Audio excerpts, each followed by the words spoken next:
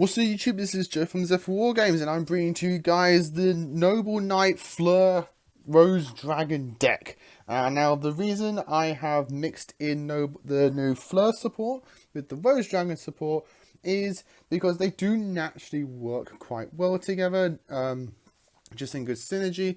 The Fleur engine is a really cool new engine that has just come out of Brothers of Legend.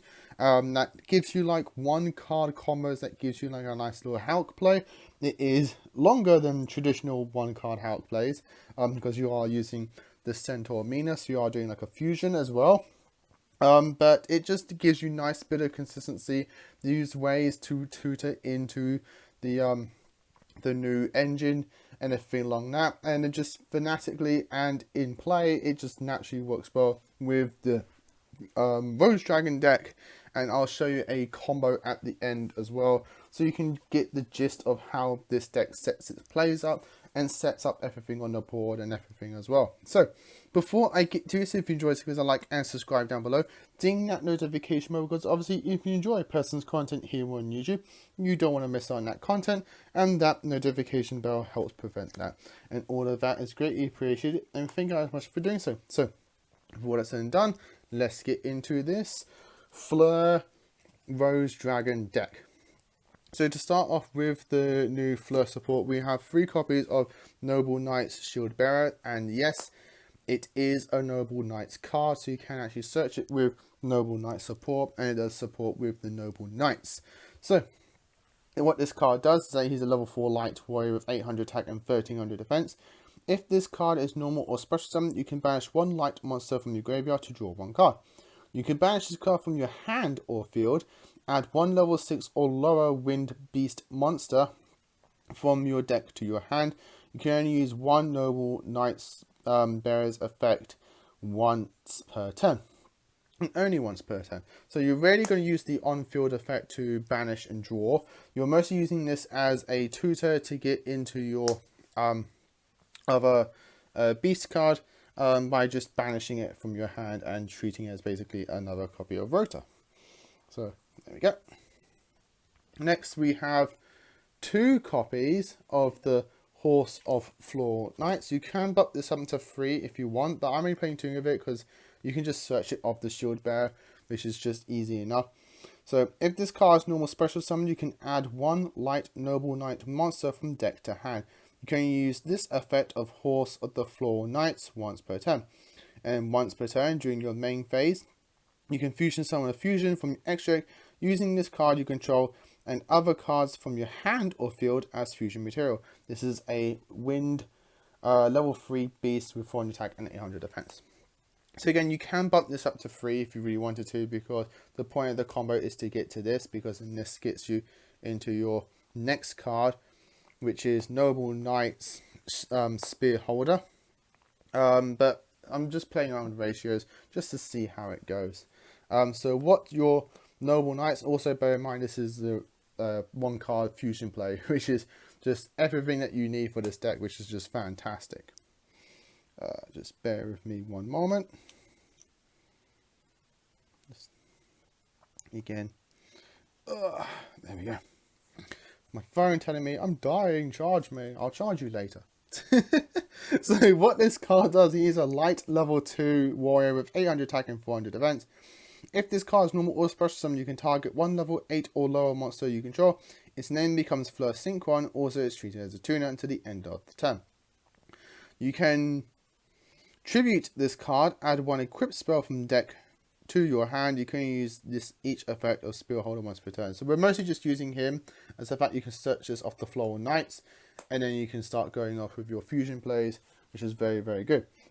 So what I'm thinking of doing is dropping this down to 2 and bumping the horse to 3, just because this doesn't really provide anything other than the fact it's searchable off the horse, which then is your fusion fodder, material fodder. So again, that's something I'm going to tweak around with and just see how it goes, but that's probably what I'm going to do later on. That's it for the brand new engine. It's quite small for what it is, and it just does what it needs to do.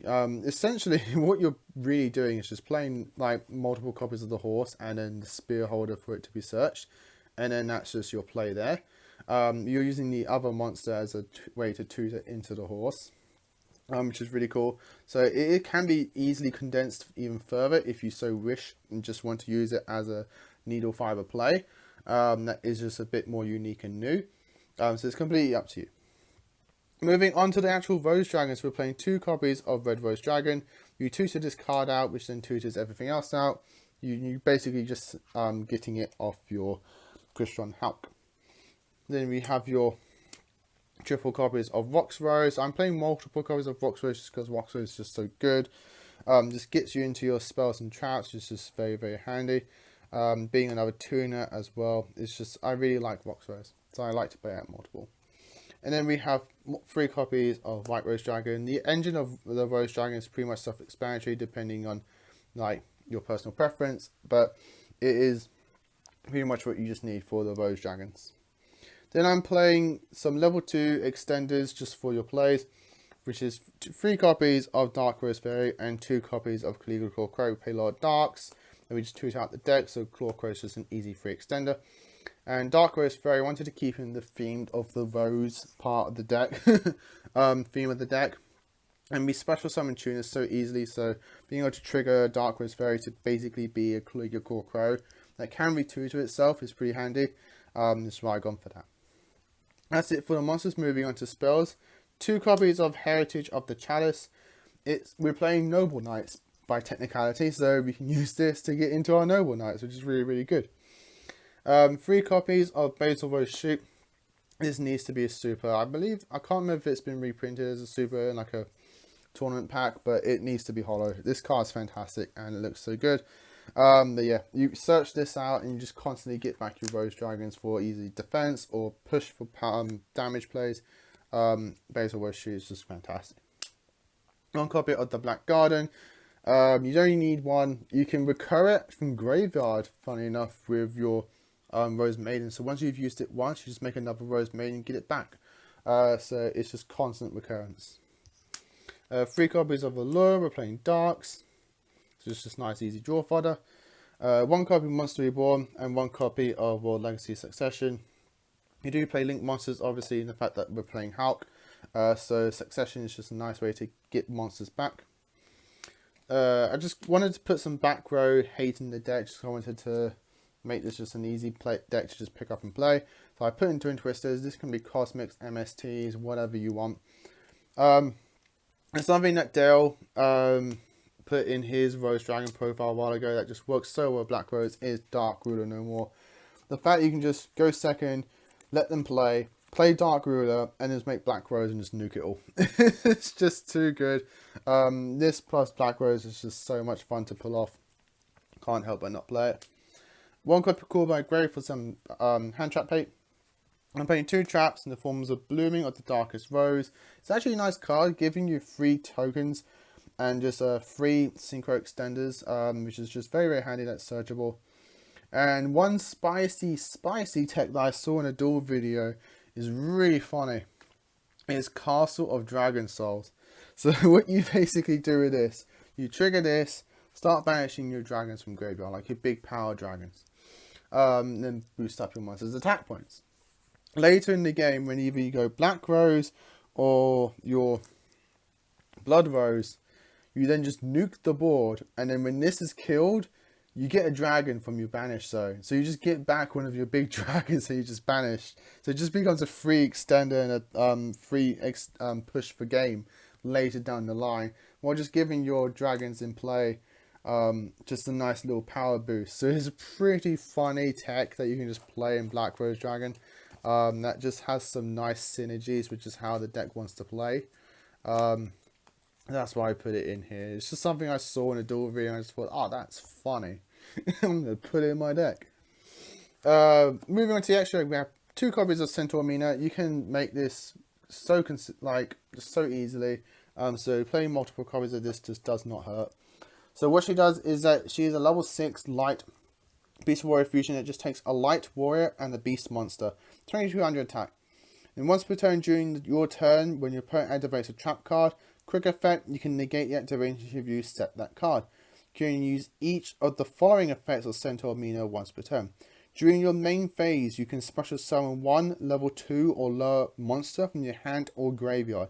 If this card is sent to the graveyard as synchro material for a Wind Warrior monster, you destroy a face-up monster on the field. We don't play any Wind Warriors, I believe, that can trigger this card's popping effect. But the fact that you just get back your spear holder that you just used for synchro for fusion play is just done. That's just what you need it to do. And then your spear holder can then make Mina or a tuner, which then means you can go into a Hulk play. It's just very, very handy.